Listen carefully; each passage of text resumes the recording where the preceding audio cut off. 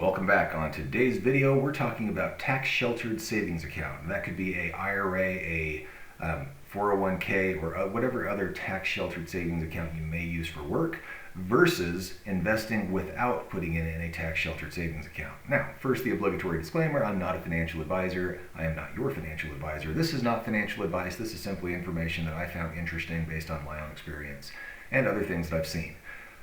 I have seen a lot of posts on social media lately from influencers talking about not investing in a tax-sheltered savings account, not putting your money in an IRA, not putting it in a 401k, because it ties your money up and you don't have full access to it. Now, there is absolutely some truth to that. If you try to get money out of a tax-sheltered savings account before you were able to retire, before you're able to use it, and there are a few different guidelines on that. Generally, 59.5 is where you can start pulling money out.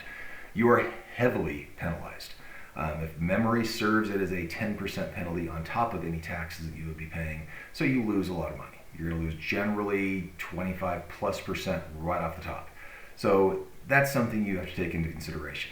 However, most people are not saving in other ways, and having a savings for your retirement, planning for your retirement, and doing it using the existing tools can be a huge financial win for you.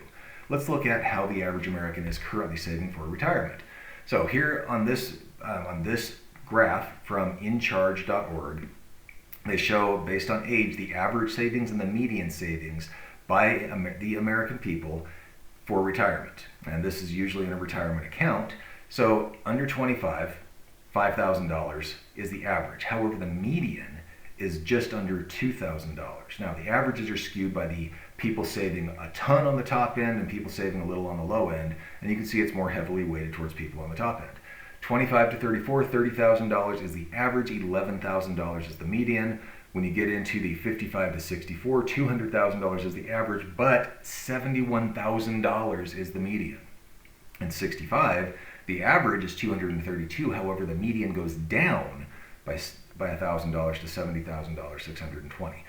So this is almost terrifying, because a lot of people are not saving for retirement, and they're having to rely solely on either the charity of other people or Social Security. And Social Security, as we all know, or we should know, is not in a good position right now for a variety of reasons, mostly because the government can't keep their money spending in order.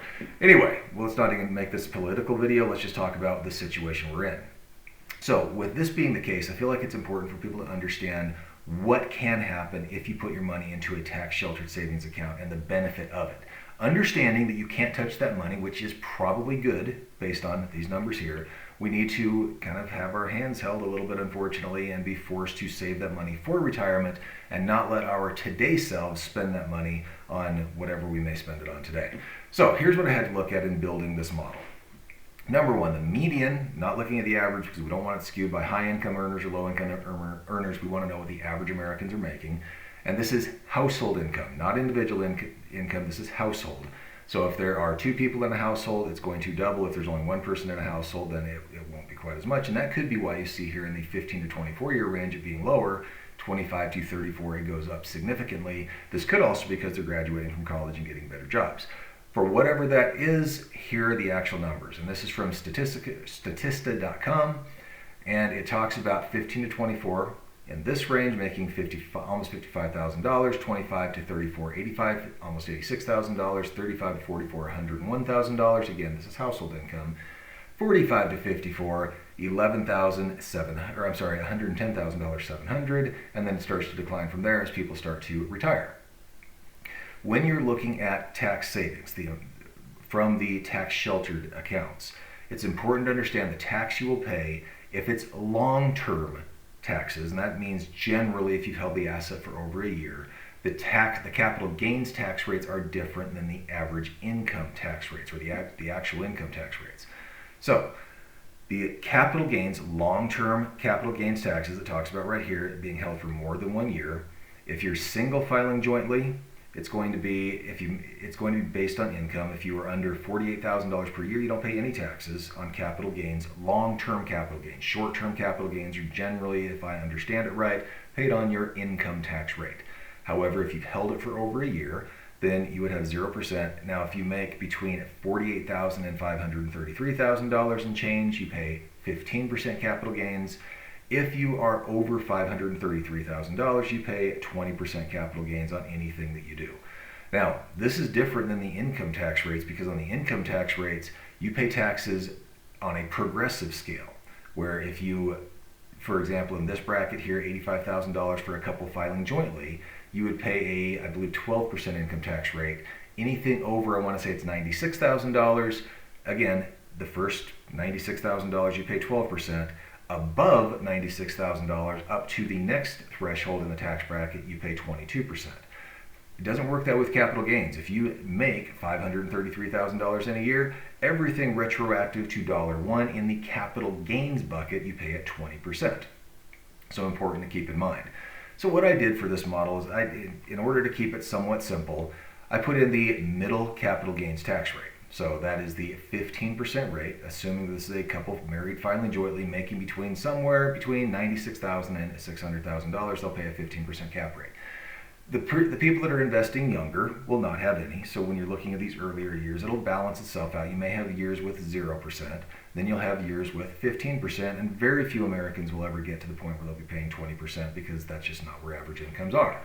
Then we compared it to if you are investing in a tax sheltered savings account, where you will not pay any taxes as you go. Now, people will say, well, gee, you're going to have to pay taxes at some point because you have to pull it out. And yeah, that's very true. But at the same time, you'll continue paying taxes every year in your non-tax account as you're going through and investing in that account as well. So it will, on average, this is a very good comparison, in my opinion.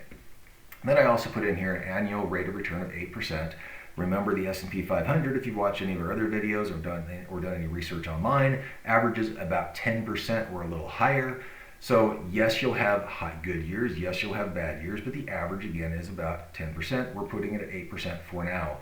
And we're assuming the person's investing $6,000 per year. Now, you can max out 401ks much, much higher than that. You can max out your IRAs much higher than that as well. But I wanted to use a number that is something that a 25-year-old could do if they scrimp and save and put the money in, assuming, of course, that they could save more in their later years. Here's how this all shakes out. This is where it becomes very, very interesting. Year one, they invest $6,000. They make a $480 return. Remember, 8% on $6,000 would be $480. They would pay tax, assuming they sell the assets after a year, which is making assumptions here, of 15%. So after tax, that would leave them $6,408. If you're dyslexic, it's easy to miss that number. So 6,480 was the net after tax, 6,408, so about $72 in taxes. If you come down here and we start looking at the later years, the taxes, of course, grow because your net return is growing.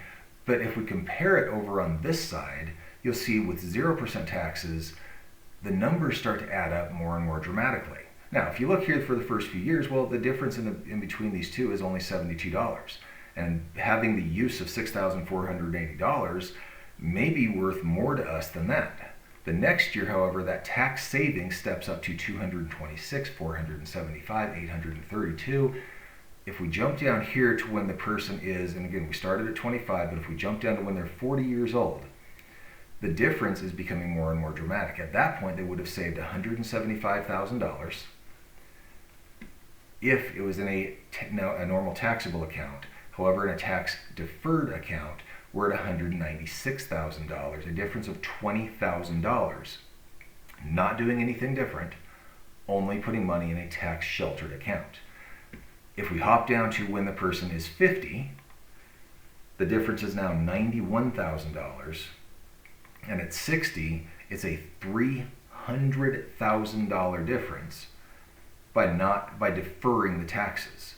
By the average retirement age where people really get serious about retiring at 65 years old, we've saved $515,000 by putting our money in a tax deferred account versus in a taxable account.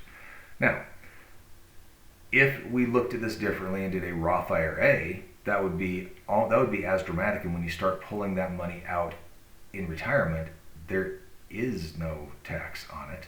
However, you've also paid taxes as you go along, and this money would be a little bit less. It's still a great deal. But if the average American is looking at taking money out and they've got a $515,000 nest egg, they're able to then manage that and take out as much or as little as they want, within reason, of course, and then they're only paying taxes on what they pull out. So they may be able to manage their tax bracket, and I don't have that one up, but being able to stay within that 12% tax range as opposed to being in a much higher tax range, and they've got a much, much larger nest egg to pull from. Now, this is still a good nest egg over here, $1.3 million. If they're saving $6,000 a year, getting an 8% rate of return, $1.3 million is nothing to scoff at. However, I would rather have $1.8 million in retirement and be able to save that additional money. Because again, $515,000 extra simply for following a tax savings account or a tax deferred savings account is a significant amount of money. So I hope this has been helpful to you. This is just a quick snapshot into what can happen with the power of compounding and compounding the savings that you get from not paying taxes as you initially put the money in. I would absolutely recommend everyone educate themselves on how to invest, how to save how to save the tax deferred money in a way that is beneficial to you. It may be beneficial to work with a financial planner if that is something that you feel would be helpful in your situation. But please do make sure that you are saving for retirement, you are planning for your future. And while it's okay to have fun now, it's not okay to have fun now at the expense of your future self. So if this is helpful to you, please give us a like down below. If you'd like to see more content like this, consider subscribing to the channel. And if you know someone who would benefit from this, please do share. Thanks for being here. We'll see you on the next one.